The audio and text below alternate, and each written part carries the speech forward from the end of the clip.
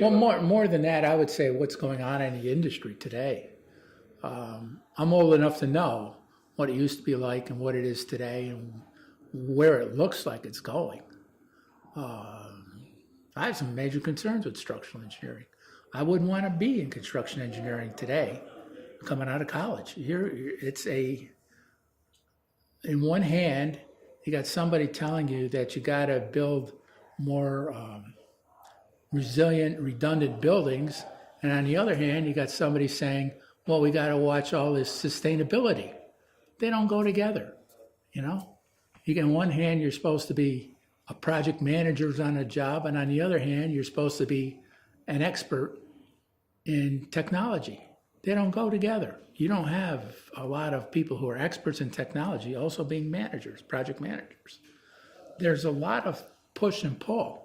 You look at our magazine, the Structures magazine. That's actually three different groups: SEI, SANI, and CASE. It's at least three groups.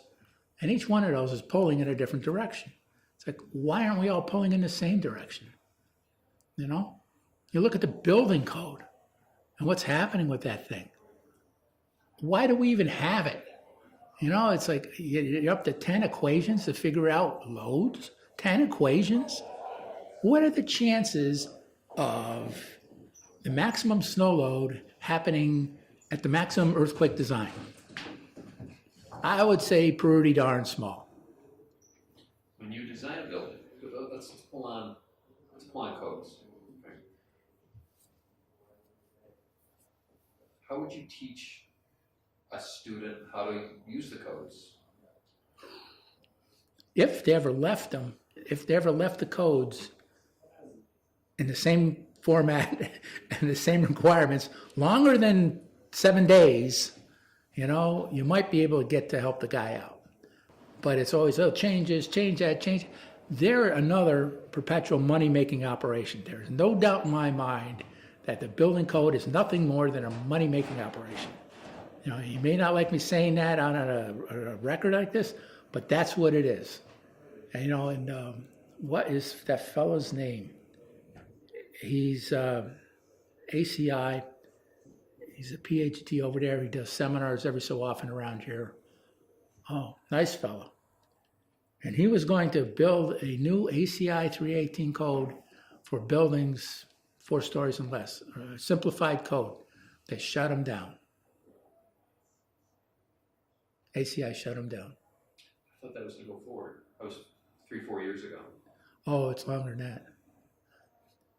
Either they shut him down or something happened and there was no big, I mean, he was very happy to present it, but it never took off.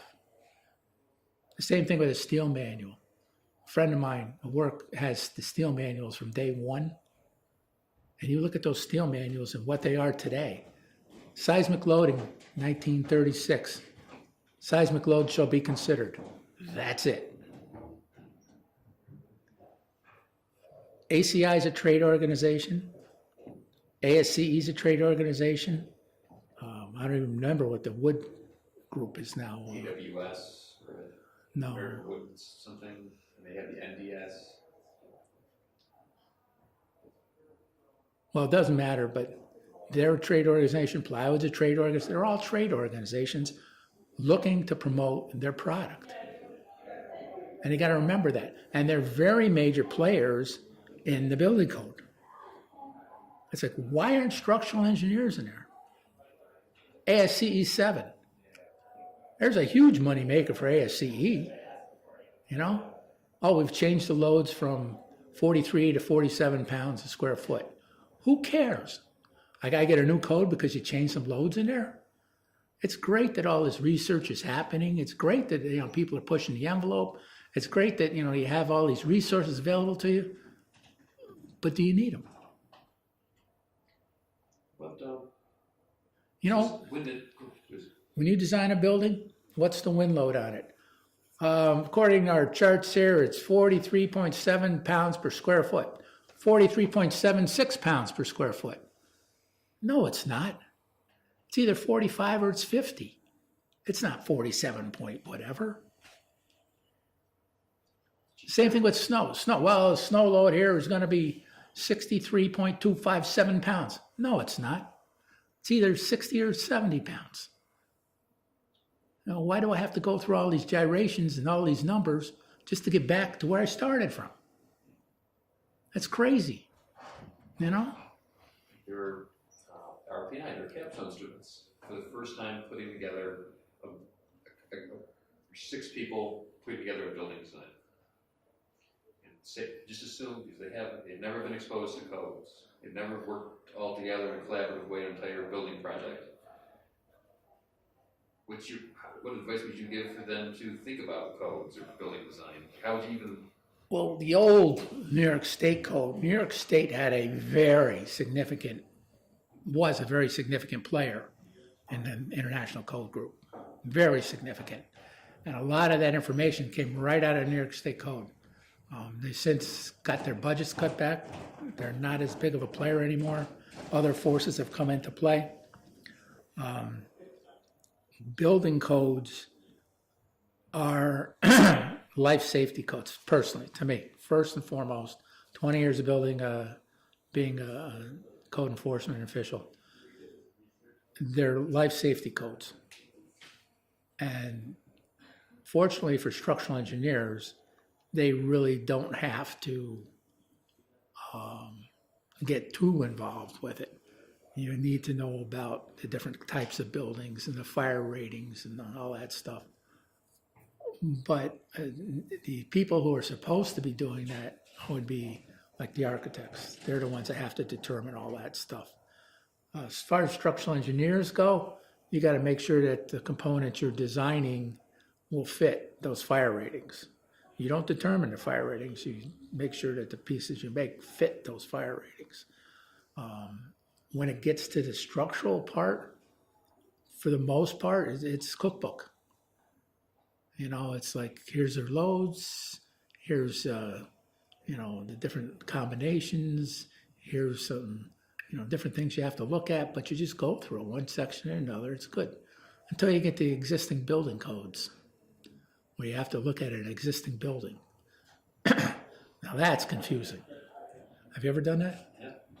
I mean, I've done it a couple times, and I've got some weird gyrations just to make me happy that the design follows that existing building code.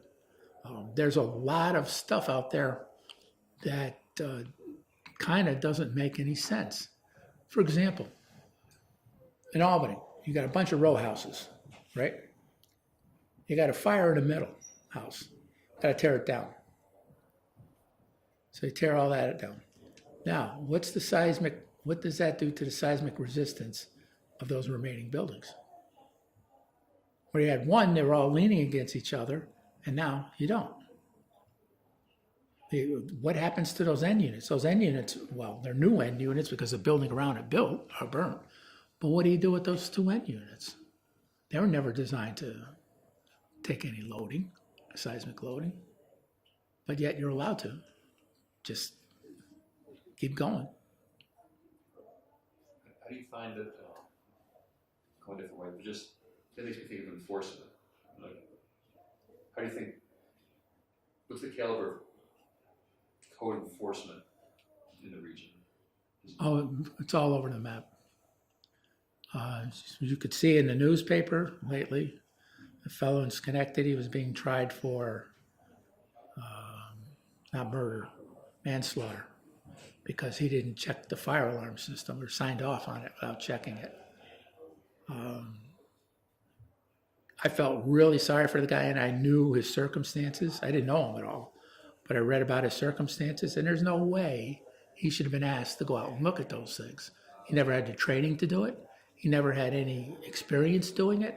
So why are you going to hold him accountable when his boss is the one who sent him out there to do a job that he was never trained to do?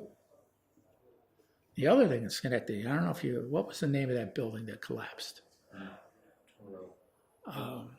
Right on the corner of Erie and State Street. Nicklaus building. How do you allow a contractor to demo that building next door? How do you allow them to demo that and not have a demolition plan filed with the building department? How do they do that? Just tear the thing down and walk away and dig a hole 10 feet deep right next to probably a 200-year-old building? Anytime I've ever had to do demo, I had a demo plan, and this is what we're going to do. This is how we're going to monitor it. This is what's going to happen if something goes wrong. I mean, there's a whole plan that goes with that. Schenectady's got some, as a municipality, they got some tough times in their building department.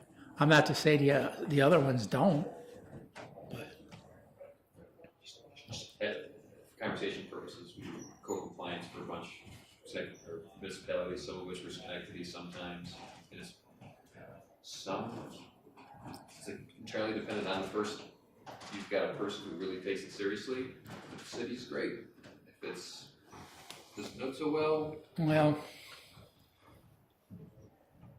I don't know. I'm not sure Albany's not any better, but you just don't hear about some of the things that go on. They're better at sliding it out. I don't know. Troy, how many problems did they have in Troy with that building that was supposedly asbestos contaminated? Some, I guess it was from the fire department, I think it was. I just tear that out of there. You know? this is just hearsay. Just talking, we put this on, it's just hearsay. It was like the city engineer was saying, like, it's not imminent collapse. You can't take it down. And they waited for him to go on vacation. Right. It's like he's son of a guns. Had come down this week.